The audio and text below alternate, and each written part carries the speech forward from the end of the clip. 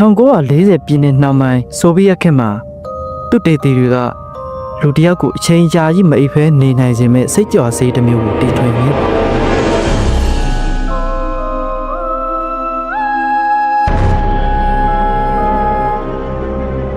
ဒါစစ်တိုက်နေတဲ့အချိန်မှာအရင်သုံးဝင်တဲ့အရာတစ်ခုဒုတိယကမ္ဘာစစ်တုန်းကဂျာမန်တွေမှာလည်းဒီလိုစိတ်ကြွစေးတစ်မျိုးရှိခဲ့ပါတယ်ဆိုဗီယက်တွေကတော့ဒီချက်ပိုကောင်းကြိုးစားပြီးတော့3ရက်လောက်ဇက်တိုက်3ရင်တော့လုံးဝပုံကျမသွားစေမဲ့စေးတစ်မျိုးကိုထုတ်လုပ်ရှင်ခဲ့ပါသူတို့ကတကယ်ကိုထူးခြားတဲ့အရာတစ်ခုကိုဖန်တီးနိုင်ခဲ့ပေမဲ့လူသားတွေနဲ့အရင်တော့စမ်းသပ်ဖို့လိုအပ်ခဲ့ပါစမ်းသပ်ခံတွေကိုရှာရတာမခက်ပါဘူး1940ပြည့်နှစ်တွေမှာစစ်တုံးပန်းတွေပေါ်များပြီးတော့သူတို့နဲ့ပတ်သက်လာရင်ကျင့်ဝတ်ပိုင်းဆိုင်ရာစဉ်းစားမှုတွေကိုကျော်လွှားဖို့ကတိတ်အရေးမကြီးခဲ့ပါဘူးသူတို့ကစမ်းသပ်ခံ9ယောက်နေထိုင်မဲ့နေရာတစ်ခုဖန်တီးခဲ့ပါတယ်ဒါဟာလေလုံအောင်ပိတ်ထားတဲ့ပတ်ဝန်းကျင်တစ်ခုဖြစ်ပြီးတော့သူတေတီတွေကစိတ်ကြွစေးကိုဓာတ်ငွေပုံစံနဲ့လွှတ်သွင်းနိုင်တယ်လို့အောက်ဆီဂျင်ပမာဏကိုလည်းစစ်ဆေးနိုင်ပါတယ်စမ်းသပ်ခံတွေအတွက်စားစာအချောက်တွေအိယာခင်းမပါတဲ့ခရင်တစ်လုံးစီရေနဲ့အိမ်သာတစ်ခုရှိပါတယ်သူတေတီတွေကမိုက်ခရိုဖုန်းကနေသူတို့စကားပြောတာကိုနားထောင်နိုင်ပြီးတော့ကင်မရာရင်းနဲ့စောင့်ကြည့်နိုင်ပါတယ်အပြင်ကိုမြင်နိုင်တဲ့တစ်ခုတည်းသောပြတင်းပေါက်ကငါးလက်မှတ်ထိုးတဲ့မှန်ပြတင်းပေါက်တွေဖြစ်ပြီးအရေးလောက်ပဲမြင်နိုင်ပါတယ်ကဲအခုဇလန်းစပါပထမ3ရက်အထိတော့အဲ့ဒီစမ်းသက်ခံလူ9ယောက်ကအချိန်ကြီးကောင်းနေပုံပါတန်းငွေကသူ့အစွမ်းကိုပြနေပြီးတော့သူ့တေတီတွေကလည်းကျဉ်းနေကြပါတယ်စမ်းသက်ခံတွေကရက်30ကြာမအိပ်ဖဲနေဖို့သဘောတူထားပြီးတော့ရက်30ပြည့်ရင်လွတ်မြောက်ခွင့်ရမယ်လို့လည်းလိန်နဲ့အတိပေးခံထားရပါတယ်၄ရက်မြောက်နေ့မှာတော့အချိန်တွေကစိုးရိမ်စရာဖြစ်လာပါတယ်စမ်းသက်ခံတွေကစစ်ပွဲအကြောင်းသူတို့မြင်ခဲ့ရတဲ့ကြောက်မက်ဖွယ်ရာတွေအကြောင်းကိုစတင်ဆွေးနွေးလာကြပါတယ်9ရက်မြောက်နေ့မှာတော့အချိန်တွေပိုဆိုးလာပါတယ်သူတို့တွေဟာစိတ်ပေါက်ပြန်တဲ့လက္ခဏာတွေပြလာပြီးတော့ကိုယ့်ဘာသာကိုစကားပြောတာမရှိတဲ့အရာတွေနဲ့စကားပြောတာတွေလောက်လာကြပါတယ်သူတို့ကတယောက်ကိုတယောက်တန်တရားဝင်လာပြီးတော့မိုက်ခရိုဖုန်းတွေကိုတိုးတိုးလေးလာပြီးတခြားစမ်းသပ်ခံတွေအကြောင်းတိုင်တောလာကြပါတယ်9ရက်မြောက်နေ့မှာတော့တန်းငွေရဲ့အစွမ်းကိုပိုပြီးတန်တရားဝင်စရာဖြစ်လာပါတယ်တယောက်ကရုတ်တရက်အော်ဟစ်ပြီးတော့အခန်းထဲမှာပိုပြေးတီလွှာလုပ်ပါတော့အဲဒီထက်ကတယောက်ဆိုရင်အော်လိုက်တဲ့အတန်ဟာစူးရှာလုံးလို့သူ့ရဲ့အတန်အိုးတွေတော့စုပ်ပြတ်သွားပုံပါပဲဘာလို့ဒီလိုပြောရလဲဆိုတော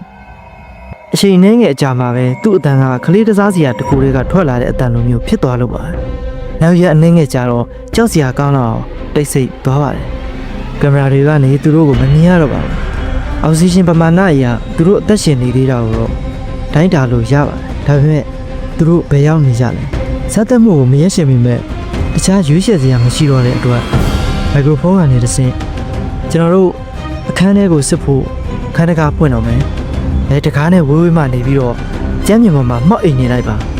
မဟုတ်ရင်ပြစ်တက်ခံရမယ်လို့လိုက်နိုင်ရင်တော့သင်တို့ထက်ကတယောက်ကိုချက်ချင်းလွတ်မြောက်ခွင့်ပေးမယ်လို့ပြောလိုက်ပါတယ်အဲ့ဒီခါမှာအတန်တစ်ခုကကျွန်တော်တို့လွတ်ရှင်စိတ်မရှိတော့ဘူးဆိုပြီးတော့ပြန်ပြောတယ်ကိုကြားလိုက်ရပါတယ်ဒါကစဉ်းစားစရာဖြစ်လာပါတယ်သူတို့ကဒီတန်းငွေတွေကိုပဲဆွဲလန်းသွားတာလားသူတေတီတွေကတကားဖွင့်ကလွယ်ပြီးတခြားဘာမှလုပ်စရာမရှိတော့ဘူးလို့ဆုံးဖြတ်လိုက်ကြပါတယ်သူတို့လေဝင်ပေါက်တွေကိုဖွင့်ပြီးတော့လေကောင်းလေတန်းနေနဲ့စိတ်ကြွတန်းငွေတွေကိုအစားထိုးလိုက်ပါတယ်အဲ့ဒီနောက်မှာသူတေတီတွေကြားလိုက်ရတာကတော့အဲ့ဒီလူတွေရဲ့အော်ဟစ်တန်ပါပဲသူတို့ကအဲ့ဒီတန်းငွေကိုထပ်ပြီးတောင်းဆိုနေကြပါတယ်ဒီလိုနဲ့15ရက်မြောက်နေ့မှာတကားတွေကိုပွင့်လိုက်တဲ့အခါမှာလူတယောက်တည်နေတာကိုအံ့ဩစွာတွေးလိုက်ရပါတယ်အဲ့ဒီလူခန္ဓာကိုယ်ပေါ်မှာတန်ရာတွေကတော်တော်ဆိုးရွားပြီးတော့ကိုပြန်ပြီးတော့ကိုက်ဖြတ်ထားတဲ့ပုံစံမျိုးတွေဖြစ်နေတာကိုတွေးလိုက်ရပါတယ်သူတို့ကကိုယ့်ရဲ့ခန္ဓာကိုယ်ကိုပြန်စားသုံးနေကြပြီးတော့အဲ့ဒီလိုလုပ်ရတာကိုလည်းအရန်သဘောကျနေပုံပါပဲတကားကိုပြန်ပိတ်လိုက်တဲ့အခါမှာတော့သူတို့ကတန်းငွေပြန်ပေးဖို့အော်ဟစ်တောင်းဆိုကြပြန်ပါစစ်သားတွေရောက်လာပြီးတော့စမ်းသက်ခံတွေကိုဖယ်ရှားတဲ့အခါမှာတော့အရှိအနေကမလွယ်ကူခဲ့ပါဘူးစမ်းသက်ခံတယောက်ကစစ်သားတယောက်ရဲ့လေပင်ကိုဆွဲဖျက်လိုက်ပြီးတော့နောက်စစ်သားတယောက်ကလည်းသူ့ရဲ့လက်အင်္ဂါကိုဆွဲဖျက်ခံလိုက်ရပါတယ်သူတို့ကိုမေးစေးအများကြီးထိုးပေးခဲ့ပြီးမြဲသူတို့တွေဟာတားရဲ့လိမ့်ဆန်တွေလိုပဲရုန်းကန်နေအောင်ပါစမ်းသက်ခံတယောက်ကသွေးထွက်လုံပြီးနှလုံးခုန်ရက်သွားပြီးမြဲတန်းငွေပေးအဲ့ဒီတန်းငွေကိုလိုတယ်လို့စက်အော်နေခဲ့ပါကျန်3ယောက်ကိုတော့နောက်ဆုံးမှာမေးစေးပေးပြီးတော့လုံခြုံတဲ့နေရာတစ်ခုကိုပြောင်းရွှေ့နိုင်ခဲ့ပါခွဲစိတ်ဆရာဝန်တွေကလူတယောက်ရဲ့ပျောက်ဆုံးနေတဲ့ကလေးစားတွေကိုပြန်ထည့်ဖို့ကြိုးစားခဲ့ပေမဲ့အဲ့ဒီလူကမေးစေးပေးလိုက်တာနဲ့နှလုံးရက်ပြီးတေဆုံးသွားခဲ့ပါ ကွဲဆွေးမှုပြီးကနေတဲ့အချိန်မှာတော့အဲ့ဒီလူကတခုခုပြောချင်တဲ့ပုံနဲ့အသက်ရှူတာပြင်းပြင်းထွက်လာပါတယ်သူနာပြုတ်ကသူ့ကိုဘောဝင်နဲ့စာရွက်တရပေးလိုက်တဲ့အခါမှာဆက်ပြီးတော့လှီးပါလို့အဓိပ္ပာယ်ရတဲ့စာကြောင်းတစ်ကြောင်းရေးခဲ့ပါတယ်နောက်ဆုံးတစ်ယောက်ကတော့သူ့ခန္ဓာကိုယ်ပြန်လည်ပြုတ်ပြင်နေစဉ်အတွင်းမှာပဲအယူတစ်ယောက်လိုရင်မောနေခဲ့ပါတယ်နောက်ဆုံးမှာတော့ KGB အေဂျင့်ဟောင်းတစ်ယောက်ကသူတို့ကိုအဲ့ဒီတန်းငွေဘောကိုပြန်တင်ဖို့အကြံပေးခဲ့ပါတယ်တန်းငွေပြန်ရတဲ့အခါမှာတော့သူတို့အခြေအနေကောင်းသွားခဲ့ပါတယ်ဒါပေမဲ့ရုတ်တရက်ဆိုသလိုပဲ EEG monitor ကယူသွနေတဲ့ on-out signal တစ်ခုကိုပြပြီးငြိမ်ကျသွားကလူတစ်ယောက်သေဆုံးသွားခဲ့ပါတယ်နောက်ဆုံးကြံခဲ့တဲ့လူကတော့သူ့တေတီ၃ယောက်နဲ့အတူစမ်းသက်ခံတဲ့ကိုပြန်သွားပါတယ်ရုတ်တရက်သူ့တေတီတစ်ယောက်ကတက်မှုကိုတနက်နဲ့ပစ်ပြီးစမ်းသက်ခံကိုပါပစ်လိုက်ပါတယ်ပြီးတော့ငါဒီကောင်နေတဲ့ဒီခန်းထဲမှာပိတ်မခံနိုင်ဘူးမင်းကဘာကောင်လဲငါတိမှဖြစ်မယ်လို့အော်ဟစ်လိုက်ပါတယ်လူတော်တော်များများကဒီဇလန်ကိုတကယ်ဖြစ်ခဲ့တယ်လို့ထင်နေကြပါတယ်ဟမ်တရားစစ်ဆေးတာမလုပ်ဖဲနဲ့တော့မှပဲဒီဇလန်ကိုဖတ်ကြည့်ရုံနားထောင်ကြည့်ရုံနဲ့တရားပိုင်းမှာအားနေတဲ့တစုံတစ်ယောက်ကရေးထားတယ်ဆိုတာအလွယ်တကူသိနိုင်ပါတယ်ဇလန်ကတချို့နေရာတွေမှာရုပ်တည်မရှိပါဘူးလူတစ်ယောက်ကတေးသွားလိုက်ပြန်ရှင်လာလိုက်နဲ့ဇလန်ရေးတဲ့သူကသူဘာပြောခဲ့လဲဆိုတာတော့မေ့သွားပုံပါပဲဟာရမင်းအဲ့လိုမပြောနဲ့လေကွာဒါပေမဲ့ဒီဇလန်ကိုဖော်ထုတ်ပေးတာကညံပြင်းတဲ့အရေးသားတစ်ခုတည်းတော့မဟုတ်ပါဘူးဥပမာလူတယောက်ရဲ့အရေးကြီးတဲ့ကလေးစားတွေကိုဆွဲထုတ်ပြီးတော့ကျမ်းမြေမှာစာအုပ်တွေလိုခင်းကျင်းထားလို့မရဘူးဆိုတာကိုကျွန်တော်တို့ပြောစရာမလိုတော့ခွင့်နဲ့ကိုသိနေမှာပါဒါကလုံးဝစိတ်ကူးရင်တက်ပါပဲအဲ့ဒီလူကသွေးထွက်လွန်တာဒါမှမဟုတ်ရှော့ပြတာနဲ့ပဲချက်ချင်းသေဆုံးသွားနိုင်ပါတယ်ဟမ်အဲ့ဒါတန်းခွေအစွမ်းကြောင့်လေလို့ပြန်မေးခွန်းထုတ်နိုင်ပါတယ်ဒါဆိုလဲမှတ်တမ်းတင်ထားတဲ့သမိုင်းနဲ့ဖြစ်နိုင်ရည်ရှိတဲ့သိပ္ပံပညာကိုကြည့်ရအောင်လူတယောက်ကို15ရက်ကြာမအိပ်ဖဲထားနေတဲ့တန်းခွေဆိုတာဘယ်တော့မှမတွေ့ရှိခဲ့ဘူးပါဘူးဒီစံတက်မှုရဲ့သမိုင်းမှတ်တမ်းဟာကြောက်စရာကောင်းတဲ့စိတ်ကူးရင်ဇလန်းတွေအတွက်နာမည်ကြီး website တစ်ခုပေါ်မှာကလွဲလို့ဘယ်နာမှတကယ်ရှိမနေပါဘူးကျွန်တော်တို့ဇလန်းထဲမှာပြောခဲ့သလိုစစ်ပွဲအတွင်းမှာစစ်သားတော်တော်များများက